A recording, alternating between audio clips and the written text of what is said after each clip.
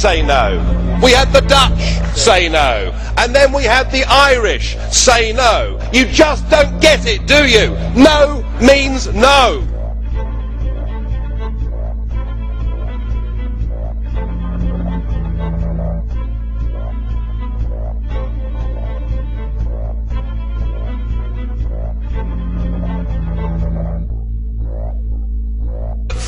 "499 members of this House voted to ignore the Irish no vote and to continue with the treaty." What kind of a parliament is this?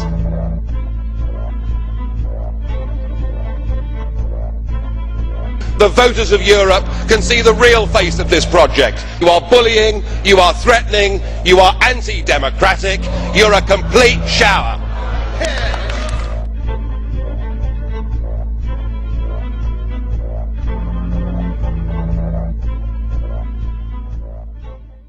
The opportunity of wishing the East European cities well in the coming of the very early skiing season and snow and ice that's come there, what of course is indicative of the fact that, as independent science has now confirmed, that the globe is actually cooling and has been cooling since 2002, broadly flat since 1998. We're all talking about something here which isn't happening. I've heard time and time again members here talk of CO2 as a pollutant. A pollutant is a life-giving natural gas. It gives me the impression that some of our members haven't had the benefit of a formal education. Isn't this really just about the state being able to get its hand in ordinary people's trouser pocket to steal yet more tax from them? Isn't this all about political control? Isn't all this about politics and big business? The whole thing's a sham. This bogus hypothesis, this ridiculous nonsense that man-made CO2 is causing global warming. Enough, please, before we damage irrevocably the global economy. In my English constituency this week, it was discovered that scientists from the University of East Anglia were allegedly manipulating data to try and prove man-made global warming. What a giveaway that was. It is clear now that the scientific consensus on man-made global warming is fast eroding. 30,000 sceptical scientists in the Manhattan Declaration, 600 scientists in a US Senate report, even German scientists this year writing to the Chancellor Angela Merkel. Socialist colleague over there talking about Greenland and, you know, the ice melting in Greenland. Well, you know, the question I'd like to ask on this subject is, why is Greenland called Greenland? Is it perhaps because Greenland was once green when the world was hotter? Well, it seems that the British people are onto this, because a recent opinion poll in the Times newspaper clearly shows that the British people no longer believe in so-called man-made global warming. The British people are very astute, and they're clear that politicians have hijacked the environmentalist agenda. It's been cynically used to raise taxes, to exert control, and now it's being used by the European Union to justify your own existence. You spoke about a huge awakening taking place. You spoke about the fact that if we just point out what illegitimate tyrants these people are, that they will fall. And you talk about people thanking you as if you can go out and do it alone. We have the moral high ground. We have the law on our side. We have history on our side. The problem is the bureaucracy has all the big banks and the big money that want to set up their own private global corporate government behind them. So speak specifically to the state of the world from your in-depth position as a key member of the European Union Parliament from England, and tie that into Copenhagen and the open announcements by Al Gore, Gordon Brown, Herman von Rompuy, and all of them openly saying this is world government through this environmentalist tyranny. Yeah, I mean, what they do, of course, and it's a well-established technique, they try and use any crisis. Now, whether it's a real crisis or whether it's a crisis of their invention, they use the crisis to extend the argument for a loss of democracy, a loss of freedom of the individual, and the increase in global governance. And I can think of two very good examples of this. The first, of course, is the so-called war on terror. That, you know, we face a threat from Al-Qaeda or whoever else it may be, and because of this, we have to give the state more power over our lives, and a lot of the judicial safeguards that we've enjoyed in Britain are now being thrown out of the window in the name of the war on terror. And they're being used against non-terrorists. And they're being used, well, of course, I mean, this is what happens, isn't it? You know, this is what happens is that once governments, once police forces, once they have these extra powers, they, of course, then use them in any way that they see fit. And I'm afraid that the result of this now 9-year nearly war on terror is that our loss of individual freedoms right across the Western world is simply enormous. It's as if the terrorists have won because our own politicians have used this as an excuse to get more power.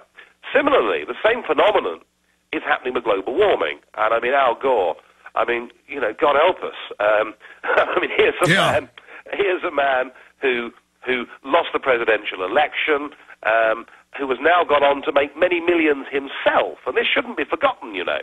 He's made many millions himself out of this scaremongering, frankly. Absolute scaremongering over whether CO2 emissions, as he says, are inexorably leading to temperatures going up.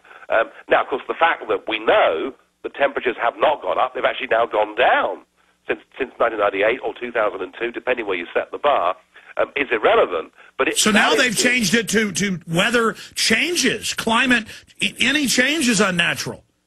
Well, that's right, and you know, they were hooked on global warming. They say global warming less now because it's cooling, but you know, any time there's a hurricane, any time there's a flood, any time anything happens, we're told this is because of CO2 emissions. And we've got a situation where we're going to be signed up to treaties, which means that we can't change these agreements by how we vote at future elections. Meanwhile, the author of the key UN report on this, Sir Nicholas Stern, urges us to become vegetarian to stop cows farting.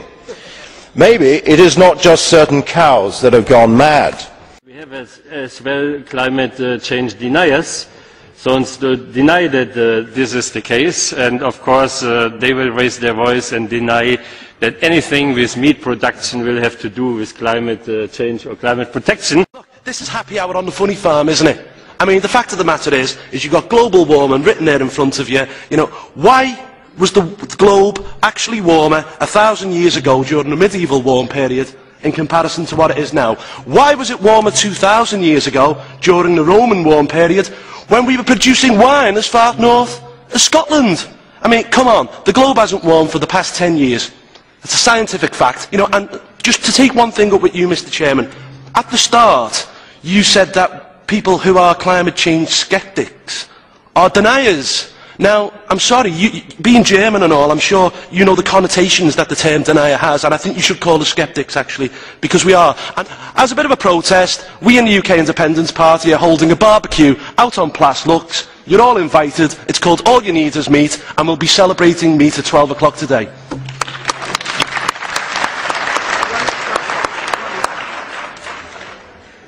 Enjoy your food, and I hope it has no consequences for you. Yeah. I'm deeply concerned with the WTO talks starting this week. I worry about a drift towards green tariffs justified on the basis of such spurious claims. These new tariffs are just barriers to trade. They punish the poor and have no justification whatsoever. This is just enviro-imperialism. Thank you. I mean, just give an example of how mad this is. We've just seen Britain's oldest steelworks up at a place called Middlesbrough in the northeast of England. That steelworks announced last week that it's closing down. In doing so, the parent company, an Indian firm called Tata, will be given £600 million worth of carbon credits, right, for closing down that plant. And then what will happen is all of that production will shift across to India, who of course have no intention of listening to any of this stuff. I mean, in the name of fighting against carbon emissions, we're actually literally exporting jobs from our country to countries like India, which clearly makes no sense at all. The other big response in Europe to this is we are building tens of thousands of these ludicrous windmills, yeah, right across Europe, and we're told this is wonderful, this will be a wonderful source of renewable energy. Now, I'm not against the concept of renewable energy, but I'll tell you this. In Germany, they built 19,000 wind turbines, but not a single coal, oil, or gas-fired power station has closed down, because in the depth of winter, when a big anticyclone sits over northern Europe, not a single one of those 19,000 wind turbines moves round and produces any electricity. Even if cutting carbon emissions was vital to the environment, the way we're going about it is mad, bad, and wrong.